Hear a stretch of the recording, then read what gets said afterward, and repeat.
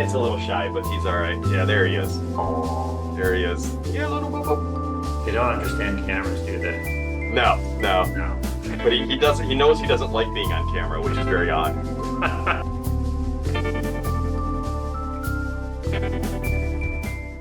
All right. Well, welcome everyone who's decided to take a look at this video. I almost said joined us as if this is a regular Zoom call, but we're recording this. I'm Tom Rodebaugh. You may know me as the president of the Academy of Psychological Clinical Science, APCS, or possibly as a CUTCA board member. I'm here speaking primarily for myself, actually, in this case. And Jason, maybe are you speaking for yourself as well? Yes, I am. I have several organizations that probably would support many of the things that I'm about to say, but I'm not speaking for them. So I am the chair of the Coalition for the Advancement and Application of Psychological Science, former chair of CUDCUP. I'm also on the Doctoral Competencies Task Force for kind of rethinking all the doctoral competencies via APA and a couple other different things. But as of right now, I'm just speaking for me, Jason. And I'm just so folks know, I think everyone's familiar with you, Tom. I'm a professor and chief of the Division of Psychology at Northwestern University in the Feinberg School of Medicine. But I think we should say at the outset, we're not going to be talking about how we're going to change internship, and part of the reason for that is that you ought to have people other than us talking if you're going to talk about that. I was a DCT until recently. I'm still a DCT type. You need more than DCT types on the call to make any changes about this. But the reason I wanted to talk about this is I think both Jason and I, and probably a lot of other people, kind of changed tactics. And so I was pretty public previously about the idea of trying to make the internship postdoctoral as an important thing to do. In February 2022, I tweeted in the place known at that time as Twitter, the internship year in clinical psychology should be postdoctoral. That, as the kids say it, is it. That's the tweet. A lot of people liked that idea. In April of 22, APCS advocated explicitly that internship should be made postdoctoral. And I was the president-elect at that time. Now I'm the president of it. And we're not, spending a lot of time advocating that it should be made postdoctoral. So why not? That's why I wanted to have a conversation and have people be able to hear about it, because I feel like we ought to explain ourselves, or I ought to explain myself anyway.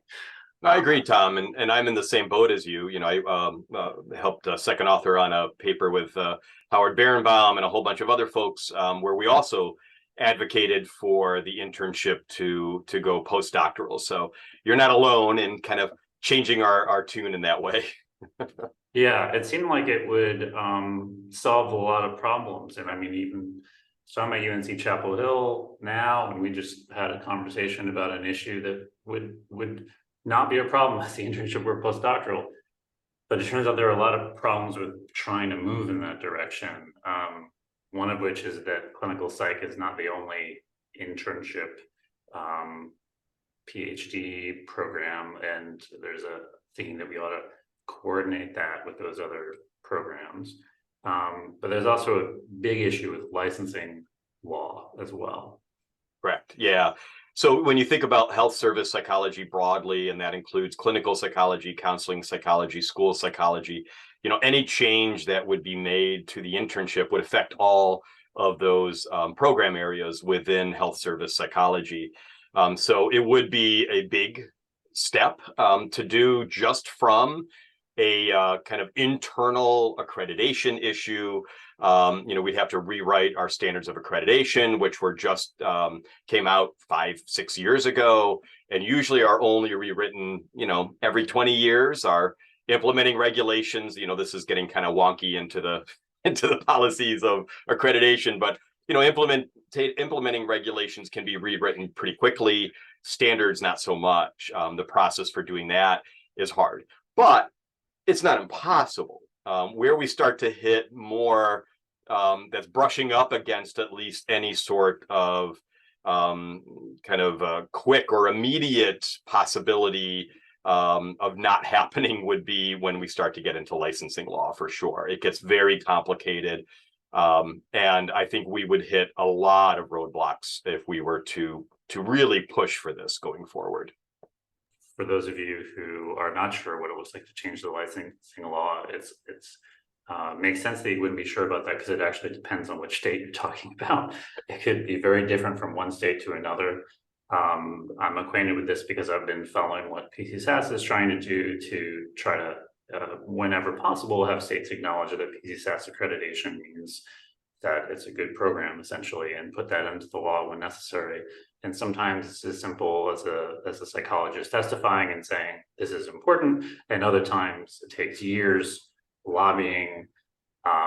Generally speaking, you would have to have several programs within a state, and sometimes many programs within a state all say this is important, and then it can still take a long time. So it's another thing that's not impossible, but it is by definition something that would take quite a while to do. Yeah, the arc on that, the last count that I had was 37 states require an internship for licensure through their licensing acts or laws, and it would require a change to those licensing acts or laws. And as we know, for any change to happen from a legal perspective, in a political perspective, there's going to be a lot of, capital, both political capital as well as financial capital that goes into that.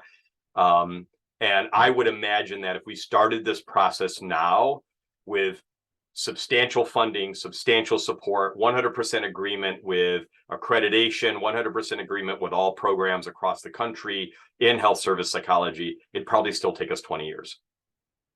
It's just a guess. That's just my guess, but I bet it would take that amount of time, because there's a lot of complications to it. If we also take the internship out of the doctorate, which again, theoretically, I'm 100% behind. I think it would be a good thing for us.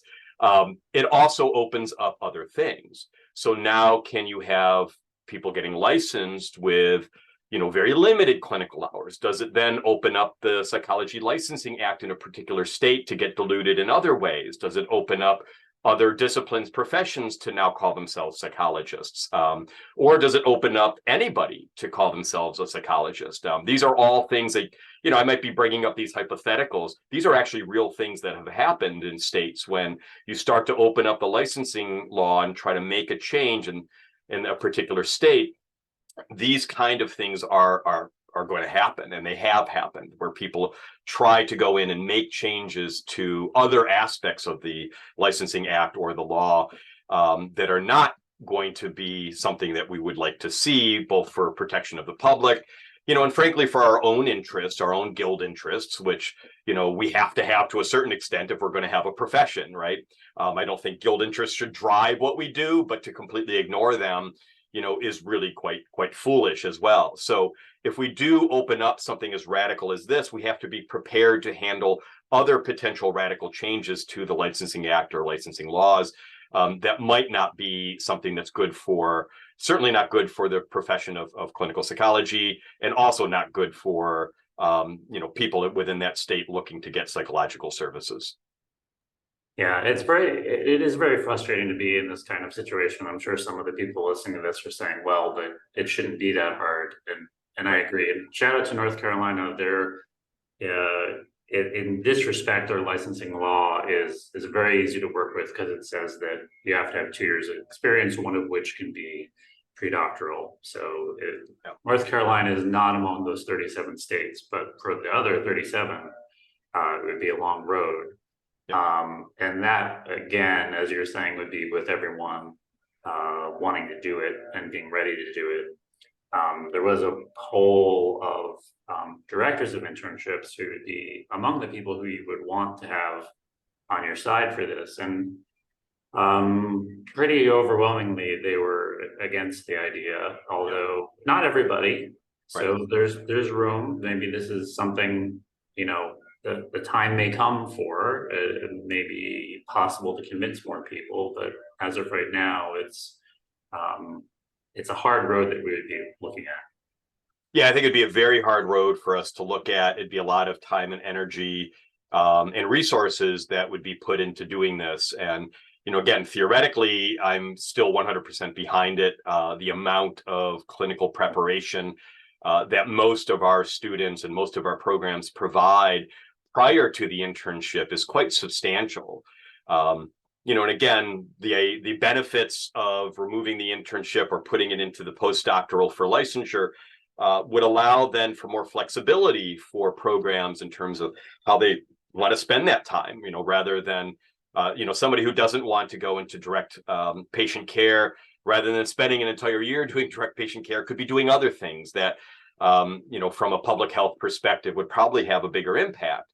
Um, you know, that said, I think because of the challenges, I think it's time for us to start thinking more flexibly about other things that we could be doing. And I think there actually are a range of other things we could be doing. And, I'm starting to push some of those ideas out through CAPS and through other venues, because we're kind of saying, look, you know, for this to actually occur, it would be too much. Doesn't mean that we have to stop with the whole idea that clinical psychology needs to make changes. I still think it needs to make changes. And I still think that we need to do more from a public health perspective in terms of thinking about our contribution beyond direct patient care. So I'm not going to stop just because I'm stopping advocacy for this right now. I'm also not stopping in terms of advocacy for other changes to the internship. And we're working on that right now in terms of, how do we, for instance, move away from this ridiculous counting of hours to looking at competencies and looking at best matches with internship that will hopefully help us get away from the arms race that we're all in terms of how many hours do we have. So I don't think it stops our ultimate goal. What it does is it changes the focus. Yeah, and having sat in on conversations in a variety of groups, I think that's clear across the board that we're all trying to think about what can we do that might be able to gain some steam and make progress that would help reduce needless stress, help increase equity, make it more equitable for everyone, and not turn it into, sometimes people are trying to go to internship and they're in a difficult situation. Not only do they have to move, but their program does something like stop their funding right before they need to move. The things like that are very difficult to cope with when you've been dealing with a lot of other things as a graduate student. So there may be ways to address issues like that we can all, or at least enough of us, get behind so that we can get some movement on it. Absolutely. And we have a lot more control over that than we do the licensing law in a particular state, right? So I definitely agree that we should be really focusing our energy there in the short term. I think long term, we should still have these big thoughts about how do we rethink what we do in clinical psychology. And even within the academy, within CAPS, within other organizations, I think we should be thinking grand as well in terms of what can we do differently, especially given that, master's accreditation is moving through. That will potentially open doors for, an analogous MD, PhD kind of situation where one might get licensed at the master's level, but not at the doctoral level, and then focus their work at the doctoral side on things outside of clinical practice. So I think those kind of, more grand thoughts, they're not, minutia in terms of, well, let's see if we can make the funding better for people right before internship, which again is within our control, but sometimes not within our control, but can get kind of complex, but still a lot less complex than changing licensing laws. I still think we still should think at a grand level in terms of, how does clinical psychology truly contribute the most? And I think there's multiple ways to do that. And I think rather than trying to fit those multiple ways through the current process of, that really is focused around preparing people for licensure and protecting the public and, making sure that we have competent clinical psychologists out there. I think we also need to think, what are alternatives to that we can pursue as well? So square into a circle. Let's start looking at some circles and triangles and polygons and all kinds of different shapes that might work to really provide what we need in terms of addressing the needs of our populations. Yeah, and at the same time, you know, for those of you who are listening to this and are thinking, well, still, we ought to change it.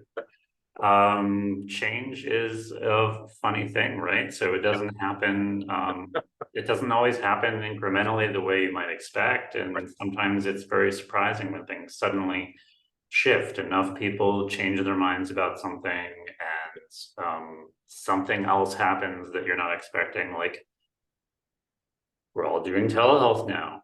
Exactly. Telehealth was supposed to be this very advanced thing that you need special training for, so our students should learn about telehealth, Right. internship or postdoc or something, and that's not the way we think about it now. What changed? A big thing happened that we all coped with, and you never know when the big thing is going to happen, that in coping with that big thing, other changes can happen. So don't, you know, if you believe in it, you don't have to give it up. In the meantime, though, I just want to explain why I'm focusing on some other things to try to improve things in the meantime. Absolutely. I think change in tactics is definitely called for at this point. We pushed this, by the way. So just so everybody who's looking at this video knows, we tried, right? We pushed this through for a couple of years now, trying to see, you know, where could this potentially go and how could we make these changes. So I think we gave it the college try. I think and we're not going to give up on, you know, little things, big things, and grand things. We're going to keep kind of pushing those, but it is also time for us to be focusing in other directions that I think will result in some increased opportunities for us, even in the short term. Well, I hope that helps explain where we're coming from for those of you who decided to take a look at this. So thanks for doing that, and keep doing the things you're doing to try to make the world a better place, whether it's on psychology or elsewhere. Absolutely.